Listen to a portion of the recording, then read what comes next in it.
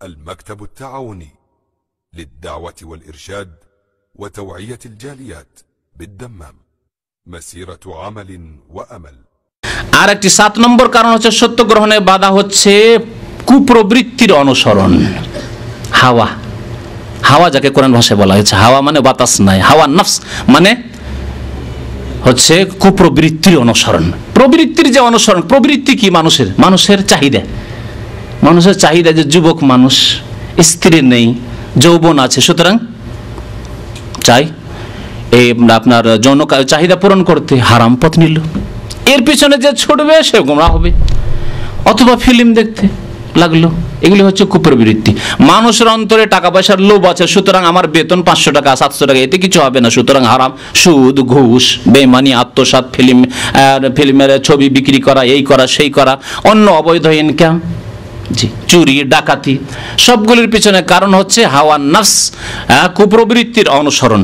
এইরকমই নেতৃত্বের লোভ, এটি হচ্ছে প্রবৃত্তি। মানুষের সঙ্গে হচ্ছে নেতৃত্ব পাওয়া। নেতৃত্ব পেতে গিয়ে যে প্রতিদ্বন্দ্বী আছে তাকে কি করতে হবে? ডাউন করতে হবে, বা তাকে খুন করে দিতে হবে, তাকে মারতে হবে, ইত্যাদি। এই হচ্ছে সত্য গ্রহণে বাধা হচ্ছে কুপ্রবৃত্তির অনুসরণ। আল্লাহ পাক ইরশাদ করেছেন সূরা জাসিয়ার আয়াত নম্বর 23, আফারাআইতা মান ইত্তাখাযা ইলাহাহু হাওয়াহু। আল্লাহ পাক নবীকে বলছেন সাল্লাল্লাহু আলাইহি সাল্লাম যে, হে নবী, আপনি কি দেখেছেন ওই ব্যক্তিকে যেই ব্যক্তি তার কুপ্রবৃত্তিকে তার উপাস্য এলাহ বানিয়ে নিয়েছে।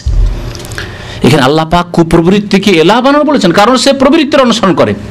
এই ঘুম ছেড়ে নামাজ পড়তে যাব, থাক ফজরটা সূর্য ওঠার পর পড়ে নেব, অথবা থাক 4 নামাজ পড়বো, আমি ফজর পড়তে পারি না, কুপ্রবৃত্তির অনুসরণ।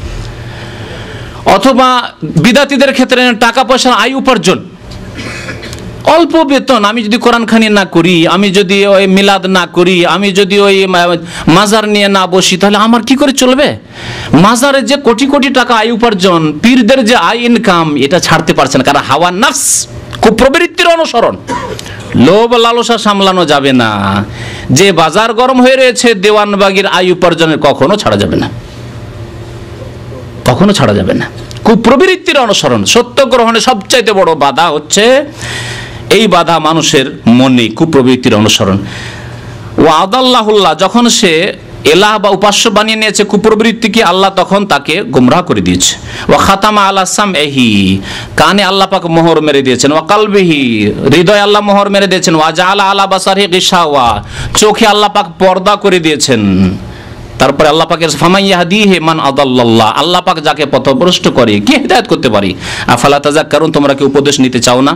ইমাম ইবনে তাইমিয়া রাহমাতুল্লাহ আলাইহি তার প্রখ্যাত কিতাব, মশহুর কিতাব রয়েছে আল ইকতিজাউস সিরাতুল মুস্তাকিম ওয়া মুখালাফাত আসহাবিল জাহিম, তাতে এই কারণটি উল্লেখ করেছেন, মানুষের কুপ্রবৃত্তি থেকে মুক্ত না হতে পারলে সে হককে, সত্যকে গ্রহণ করতে পারবে না।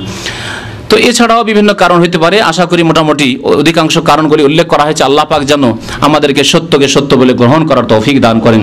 আল্লাহ পাক বাতিল থেকে আমাদেরকে বেঁচে থাকার জন্য, আমাদের পরিবার আত্মীয় স্বজনকে বাঁচাবার জন্য তৌফিক দান করেন।